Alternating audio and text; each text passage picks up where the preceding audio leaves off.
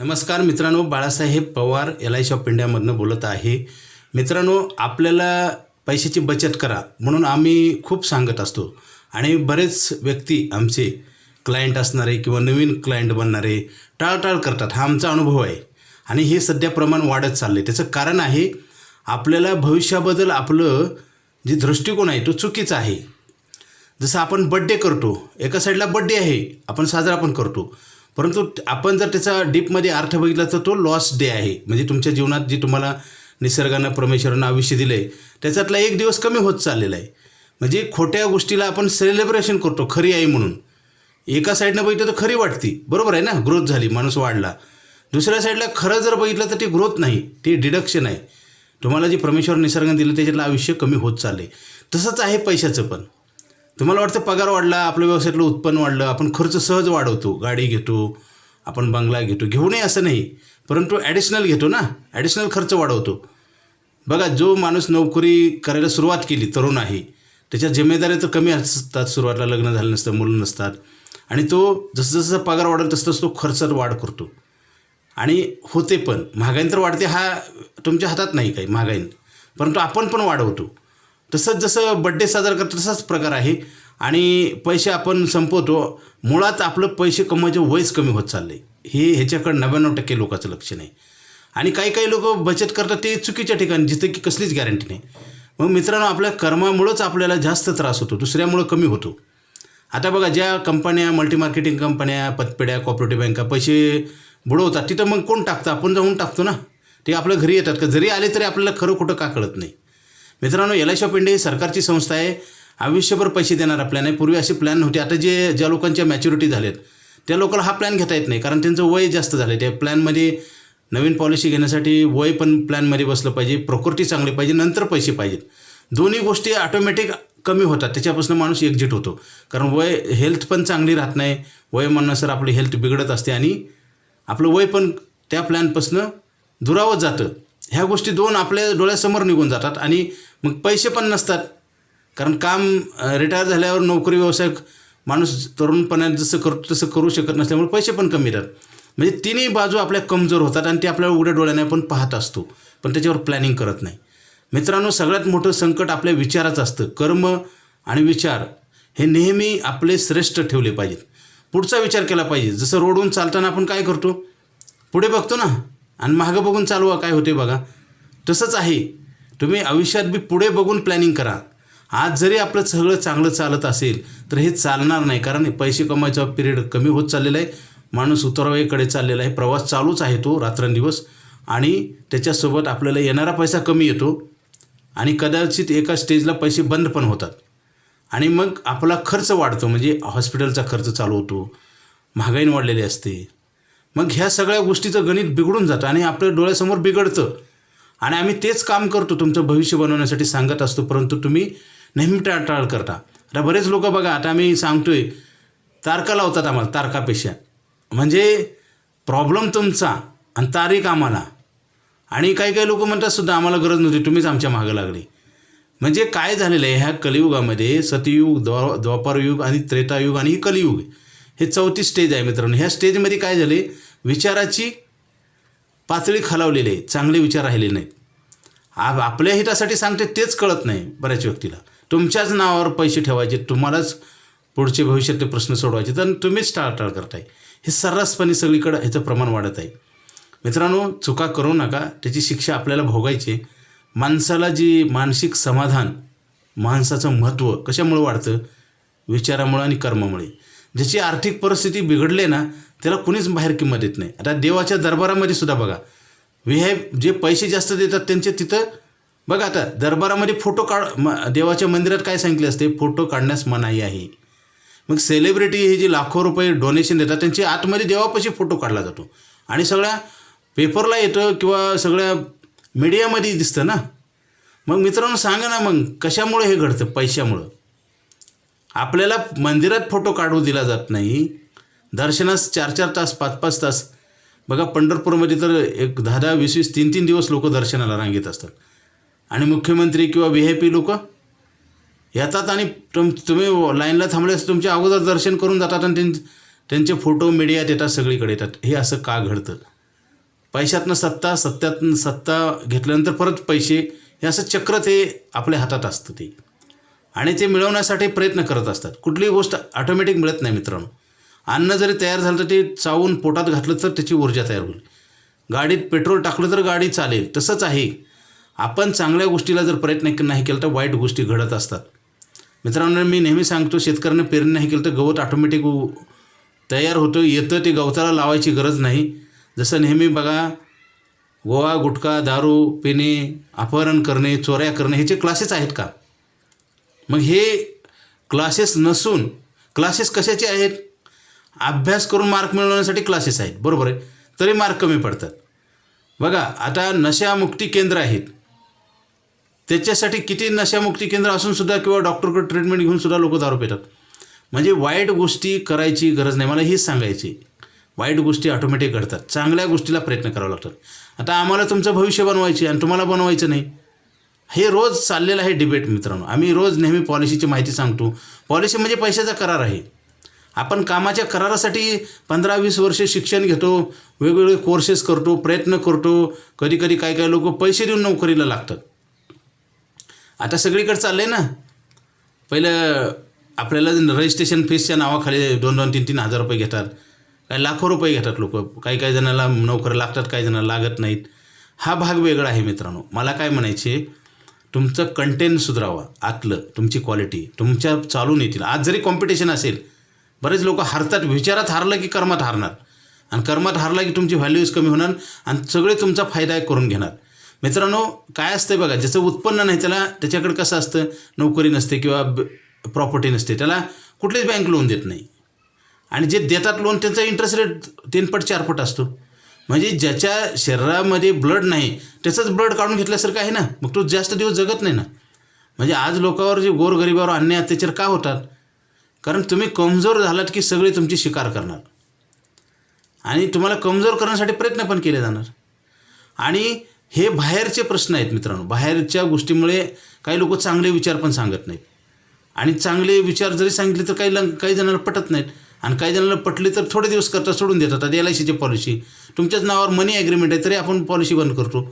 मित्रांनो, काय होतं, बाहेरच्याने हल्ला केला आहे चुकीचे विचार सांगून, आणि तुम्ही आतनं पण हल्ला केला आहे. कारण ॲक्सेप्ट करत नाही ना आपण चांगल्या गोष्टी, ऑब्झर्व करत नाही, कंटिन्यू करत नाही, आणि आपण कधी तर लिव्ह करतो, सोडून देतो चांगल्या गोष्टी. मग त्याचे परिणाम कसं होतं, वाईट गोष्ट करताना आनंद मिळतो सुरुवातीला, परंतु दुर्गामी परिणाम असे आहेत की तुम्हाला बदलू शकत नाही ह्या जीवनामध्ये. आता बघा, कर्ज काढणारी संख्या जास्त आहे का डिपॉझिट करणारी संख्या जास्त आहे? कर्ज काढणारीची. म्हणूनच व्याजाचा दर जास्त आहे ना इंडियामध्ये. दुसऱ्या देशात व्याज एवढं नाही, तुम्हाला सांगतो. बघा, तुम्ही गुगलला टाकून सर्च करून बघा. आता सगळं टेक्नॉलॉजी प्रत्येकाच्या हातात आहे. मी जे बोलतो ते तुम्ही लगेच टॅली करू शकता. मित्रांनो, काय होतं आहे, आपण कुठं तर आपलं जीवन धोक्यात घालत आहे विचारानं आणि कर्मानं, आणि चूक झाली तरी आपण दुरुस्ती करत नाही. काही लोक LICच्या पॉलिसी आम्ही सांगा गेलं तर ते आम्हालाच उलटं बोलतात. म्हणजे चुकीचं प्रॉडक्ट कसं खरं आहे हे सिद्ध करतात. म्हणजे काय होतं, चूक मान्य नाही, मान्य झाली तर दुरुस्ती नाही, दुरुस्ती झाली तर टिकवणं नाही. मित्रांनो, माणसाला जे आनंद आणि दुःख हे निर्माण होतं ते कर्मानं, नशिबानं नाही. 99% लोक म्हणतात आमच्या नशिबात आहे. काय लोक तर म्हणते परमेश्वरच बुद्धी देतो वाईट आणि चांगली. म्हणजे बघा, आपल्या हाताने आपण ॲक्शन उचलायची. एखाद्याची चोरी करायची, गुटखा गोवा खायचं, वाईट विचार करायचे, वाईट बोलायचे, हे काय देव सांगतो का? देवाने तुम्हाला परिपूर्ण केले, विचार दिले, तुम्हाला वेळ दिला आहे, शरीर प्रकृती दिली आहे, तुम्ही वापरा कसं म्हणून. आता एखादे बघा, काही लोक बँकेतनं लोन काढतात, आणि लोन कशासाठी वापरतात? बँकेला सांगतात एक आणि वापरतात एका ठिकाणी, असं पण आहे ना. मग तुमचा पर्पज काय आणि तुम्ही कुठं यूज केला त्याच्यावर तुमचे बेनिफिट आहेत ना. तर एज्युकेशन लोन आहे, हाऊसिंग लोन आहे, टूरसाठी लोन आहे, कारसाठी लोन आहे, फ्रीसाठी लोन आहे, सगळे लोन आहेत ना, पैसेच आहेत ना. परंतु आपला उद्देश वेगवेगळा असतो ना. आता शिकायला जर आपण कर्ज काढलं तर काय होईल? फायदा होईल. पण कर्ज काढल्याने शिक्षणासाठी नाहीच नीट शिकलं तर काय होईल? म्हणजे शेवटी तुमच्या कर्मावरच सगळं अवलंबून आहे. आणि कर्म करण्यासाठी चांगलं सांगणाऱ्या व्यक्ती म्हणजे तुमच्यासाठी एक फायद्याची गोष्ट आहे ना, आणि आपण ते करत नाही. फायद्याच्या गोष्टीला 99% लोक टाळाटाळ करतात. आणि काही जी गोष्टी असतात ना माणसाच्या जीवनामध्ये, जे बदल होतात, लहानपण असतं, तरुणपण असतं आणि म्हातारपण, तसं काय होतं, वयानुसार गरजेचं स्वरूप बदलतं. आता आज आम्ही बऱ्याच व्यक्तीला सांगतो, त्यांना ते पटत नाही, कारण ती फ्युचर नीड आहे. आणि ज्यावेळेस तिथं गेल्यानंतर मला काही करेक्शन करता येत नाही आणि मग पुन्हा त्याचे परिणाम नक्की भोगावे लागतात. मित्रांनो, शाळा कॉलेजमध्ये चांगलं शिक्षण घेणं गरजेचं आहे. त्यावेळेस जर आपल्याला महत्त्व नाही कळालं तर पुन्हा महत्त्व कळून उपयोग होत नाही. परत शाळा कॉलेजमध्ये जाता येत नाही. तसंच पैशाचं पण आहे. यावर पैसे कमवायचा पिरियड संपला आणि तुमचं चान्स निघून गेला, तुम्हाला किती तत्त्वज्ञान येऊन उपयोग होत नाही. वेळेला फार महत्त्व असतं. वेळ वाया घालवणं म्हणजेच आपण आपल्यावर आपलं वाटोळं करणं आहे. मित्रांनो, बरेच लोक स्वतः वाटोळं करतात आणि अजून परत कसं झालं म्हणून त्यांना आश्चर्य वाटतं. असं कसं झालं, करताना आपलं भान राहिलं नाही किंवा आपण चांगल्या व्यक्तीचा सल्ला घेतला नाही किंवा ऐकलं नाही. आता पैसे लागणार आहेत, पैसे कमवायचं वय रोज संपत चाललं, ते थांबवू शकत नाही. मग आपण पैसे ठेवतो का? आणि ठेवली तर कुठं ठेवतो? LIC ऑफ इंडियाकडे आयुष्यभर पैसे मिळणार आपल्याला नाही. मित्रांनो, लवकर घ्या, उशीर करू नका. आयुष्यभर इन्कम आहे, पीस ऑफ माइंड आहे, मनशांती मिळेल, गरजा आणि फ्युचर प्रोटेक्शन आहे. मित्रांनो, जसं घराला आपण कुलूप लावतो, दारावर दार लावतो, कॅमेरे लावतो, आपण मौल्यवान वस्तू लॉकरमध्ये ठेवतो, तसं प्रोटेक्शन आहे. तिथं फक्त तेवढ्याच वस्तूचं प्रोटेक्शन आहे. घराला कुलूप लावलं म्हणजे घरातल्या वस्तू डबल होत नाहीत किंवा त्याची व्हॅल्यू वाढत नाही, परंतु तिथे व्हॅल्यू पण वाढतं ना. असं प्रॉडक्ट आहे मित्रांनो, तुमचे पैसे पण वाढतात आणि तुम्हाला प्रोटेक्शन पण मिळतं. आणि 500 टाइम्स 1000 रुपये भरले की 5 लाखाचं पुढची गॅरंटी, जी पैसे ठेवले नाही त्याची गॅरंटी. आज मार्केटमध्ये तुम्ही जी बचत करता बँकामध्ये, ती पैशाची गॅरंटी नाही, फक्त 5 लाखाची आहे. नॅशनल बँकेतसुद्धा बऱ्याच लोकांना माहिती नाही. तुम्ही जी 1 करोडची जर FD केली आणि बँक जर उद्या लॉसमध्ये गेली तर फक्त 5 लाख मिळतात. इथं 5 लाख ठेवले तर 5 करोड रुपये मिळतात, म्हणजे 500 पट. 1000 रुपये जर बचत केली तर 5 लाख रुपये लिहून दिले जर, आणि ते गॅरंटेड, ते पण वाईट परिस्थितीमध्ये. मित्रांनो, आपल्याला फक्त विचार ब्रँड ठेवायचे आणि कर्म करायचे आणि सातत्य ठेवायचे, बस. तुमचं भविष्य बनलंच, आम्ही पेपरवरच लिहून देतो आहे. अधिक माहितीसाठी मला फोन करा. आयुष्यभर पैसे मिळणारा प्लॅन बंद होत आहे आणि हॉस्पिटलची गरज आपल्याला कधी पडेल कुणालाही सांगता येत नाही. त्याच्यासाठी आपण प्लॅनिंग करणं गरजेचं आहे. बरेच लोक करत नाहीत आणि प्लॅनिंग केलं तर अपडेट पण करणं गरजेचं आहे. कारण जसं आपण आज ज्या गरजेसाठी अन्न वस्त्र निवारासाठी जे पैसे मोजतो आहे, 10 वर्षांना जास्त पैसे मोजावे लागतील. त्यासाठी पैसे कुठून येणार नाहीत. आपण पैसे ठेवले पाहिजेत, वाढवले पाहिजेत. पैसे कमवायचे वय संपत चालले, आपल्यावर रोज संकट निर्माण होते आणि आपण अज्ञानापोटी किंवा माहिती असून चालढकल्पना करून आपण आपलं संकट वाढवत आहोत. मित्रांनो, ते करू नका. तुम्हाला वाचवायला कोणी जगात येणार नाही. मित्रांनो, जो माणूस कमजोर झाला त्याचा सगळे फायदा घेतात, त्याला पण कळतं. आता 12,000 15,000 लोक राबतात का नाही, तुम्हाला कळतं का नाही? 1 लाख रुपये पगार मिळायला पाहिजे, 50, मग काय उपयोग आहे? अन्याय सहन करता का नाही? मग ही वेळ बदलायची कधी होती? शिक्षण घेत असताना. जसं तुम्ही कर्ज मागायला जाता, व्याज देता का नाही? मग तुम्ही बचत अगोदर नाही केली म्हणून ही वेळ आली. आपणच आपल्याला दंड मारतो. नुसतं दंड मारत नाही, दंडावर दंड मारतो. आता बघा, FDला 7% आहे, लोनला डबल आहे की नाही, 14%. मग शिक्षा, आपण आपली शिक्षा मुक्तता करत नाही, आपण शिक्षा वाढवून घेतो आहे. माणसाची जी किंमत ते पण तसंच आहे. मित्रांनो, आपण जर लोकाला खोटं बोलत असेल, लोकावर चुकीचं सांगत असेल तर एक दिवस नक्की उघडकीस येणार ना. म्हणून विचार आणि कर्म नेहमी ब्रँड ठेवा. तुमची किंमत आज जरी नाही कळेल लोकाला तर नक्की कळेल एक दिवस. आणि त्याच्यातनं काय होते, सवय पण स्वतः लागते आणि स्वतः पण बरोबर होतो ना माणूस. जो चुकीचं काम करतो तो कधी श्रीमंत होत नाही, आजारा तर टिकत नाही खोटं नाटक करून. किंवा समजा एखादा माणूस दुसऱ्याला दारू किंवा तंबाखू खायला त्याचं देत असेल तर काय होतं, त्याची पण प्रॅक्टिस वाढते ना. म्हणजे दोघंही अडकून पडतात. म्हणून चांगल्या विचाराचं चांगले कर्म करणं स्वतःच्या हितासाठी. पैशाची बचत करा मित्रांनो.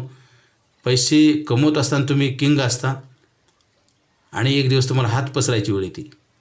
असं होऊ देऊ नका. प्रत्येक माणूस म्हातारा होणार आहे, खोटी गोष्ट नाही. पैसे वाढवले पाहिजेत. जसं नोकरी व्यवसाय करून आपण पैसे वाढवतो, तसंच इन्कम कॉन्ट्रॅक्ट आहे आणि ही भारत सरकारची संस्था आहे. आता तर आयुष्यभर पैसे देणार आपल्याला नाही, बँकेपेक्षा जास्त व्याज आहे. आपला अभ्यास, आपला ज्ञान अपुरं असल्यामुळे आपल्याला ती खरं दिसत नाही आणि खरं सांगणारे लोक नाहीत.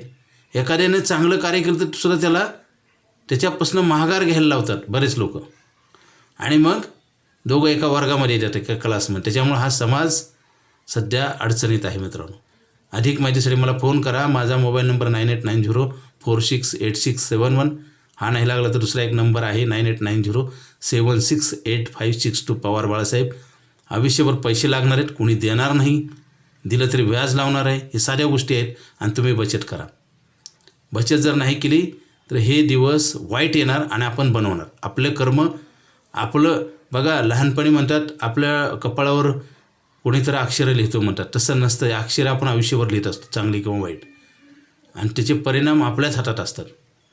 परीक्षेमध्ये चांगला अभ्यास करून परीक्षा दिली तर मार्क जास्त मिळतील का नाही? साधी गोष्ट आहे. पैसे ठेवल्यावर बघा निर्जीव पैसा असतो आपण कमवलेला, पण आपलाच पराभव करतो तो. कारण त्याला आपण चुकीच्या मार्गानं त्याचा वापर करतो. जसं पाणी आहे, पाणी काय करतं? कुठेही वाहत जातं ना पाणी, त्याला ट्रॅक देणं गरजेचं आहे. तसं कमवलेल्या पैशाला ट्रॅक देणं गरजेचं आहे. आपल्याला माहिती नसलं तर आपण काय करायचं? आम्ही विनामूल्य तुम्हाला मदत करतो, सल्ला देतो, तुम्हाला मार्गदर्शन करतो. त्याचा फायदा घ्या ना. अधिक माहितीसाठी मला फोन करा. Okay, thank you.